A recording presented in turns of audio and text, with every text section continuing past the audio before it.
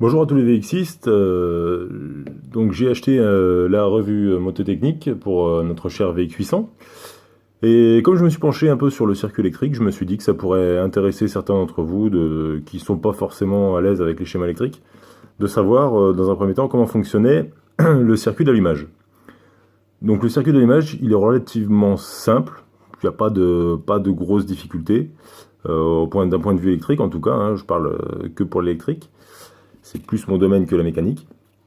Donc il y a quelques éléments à repérer en premier lieu sur le schéma. Donc on a bien sûr le plus important, la batterie, ici. On a le relais de démarreur avec le démarreur, la boîte à fusibles. On aura le contacteur de béquille et le relais de béquille qui seront importants. Le boîtier d'allumage, les bobines d'allumage. Ici on aura le coupe-circuit, l'interrupteur de démarreur et le Neumann à ce niveau-là. Donc dans un premier temps, forcément la première source d'électricité qu'on a, c'est la batterie. Donc la batterie, on part du plus, on voit qu'il y a de la tension qui arrive en attente au niveau du relais de démarreur. Ensuite on suit le fil rouge, la tension arrive au niveau du fusible, donc c'est le fusible principal, un fusible de 25 ampères, le fusible numéro 1. Et là on suit, et ça arrive directement au Neumann. J'ai fait bouger la caméra, voilà, au Neumann. Du Neumann, donc contacteur à clé, on met la clé, évidemment on tourne, il y a le jus qui arrive. Donc le jus, on récupère du fil rouge. J'ai respecté le code couleur, hein. Normalement sur vos motos ça sera pareil si personne n'a modifié. Donc du code couleur, on arrive sur de l'orange. Donc ça, à savoir que c'est voilà, le plus après contacteur. Si vous voulez brancher, notamment moi je voyais pour pouvoir brancher des poignées chauffantes, mais je détaillerai un peu plus au moment où je le ferai.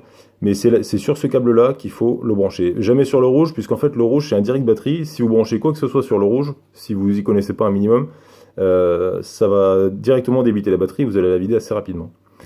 Donc on arrive ici sur le câble orange, il repasse directement dans la boîte à fusibles, au niveau du 2. Le 2, donc c'est un fusible de 10 ampères.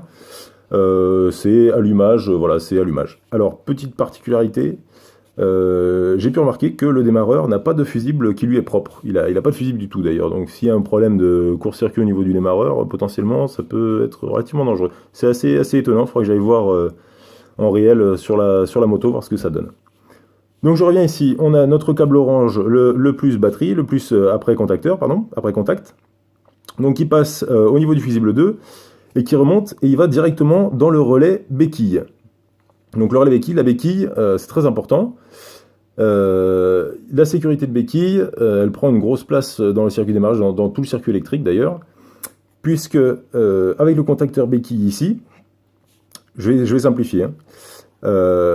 Si la béquille est mise, en gros, c'est schématisé par ceci, par ça, y compris, je ne sais pas si vous voyez ici, le contacteur de point mort.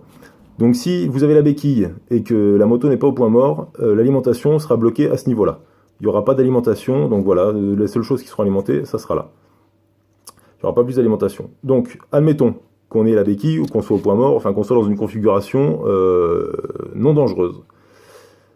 On arrive ici au contacteur de béquille, on récupère notre plus, et là, donc c'est le câble orangé et noir qui arrive au coupe-circuit. Donc on va dire que le coupe-circuit est sur run, il fait contact, et ça va envoyer un plus directement ici à l'interrupteur de démarreur. Et également, ça va envoyer un plus, donc fil orange et blanc, un plus à la bobine d'allumage, au boîtier d'allumage, pardon, en attente au boîtier d'allumage. On va appuyer sur l'interrupteur de démarreur, on va envoyer notre plus au travers du fil jaune et vert dans 21, qu'est-ce que c'est? Le contacteur de sécurité sur embrayage, voilà, donc il faut débrayer. Si on ne débraye pas, notre plus sera bloqué ici. Donc on débraye, ça va permettre au plus d'aller jusque là au relais de démarreur, et le relais de démarreur va venir coller et envoyer directement le 12 volts batterie sur le démarreur. Donc la moto démarre, on reprend ici, on était arrivé là, ça alimentait, je vous disais, le boîtier d'allumage. Arrive au niveau du boîtier d'allumage, eh bien, ça va envoyer directement l'électricité sur les deux bobines. Alors, des deux, je ne sais pas laquelle est l'avant et l'arrière.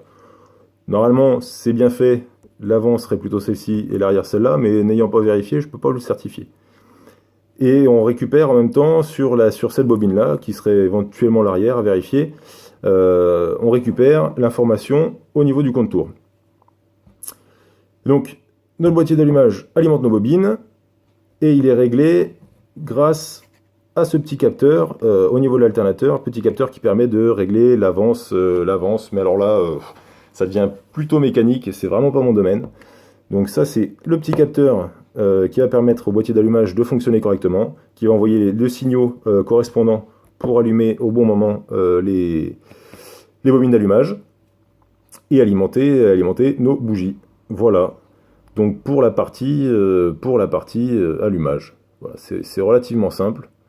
Donc à pas oublier les relais, qui peuvent causer des soucis, donc le relais béquille, le contacteur béquille, si le contacteur est mauvais, le relais, et ici également le contacteur de point mort. Voilà, si le contacteur de point mort, si on n'est pas au point mort, on ne pourra jamais démarrer. Voilà, point mort et béquille, hein, c'est point mort et béquille, évidemment, sinon ça marcherait pas bien. Et bien voilà pour cette première vidéo, j'espère que j'étais assez clair. Au cas où, n'hésitez pas à poser des questions au niveau du forum, je me ferai un plaisir d'y répondre. Et c'est disons que c'est le circuit où il y a le plus de relais, il y a le plus de conditions. C'est le plus compliqué. Après, je vais refaire une autre vidéo sur tout ce qui est éclairage, clignotant, klaxon, voilà, c'est relativement simple. Et puis je ferai sûrement une vidéo protection, enfin voilà. C'est le circuit d'allumage démarrage allumage me paraît le plus compliqué, même si c'est pas très sorcier. Je mettrai également le schéma colorié sur le forum, comme ça vous pourrez vous y référer. Allez, grand V!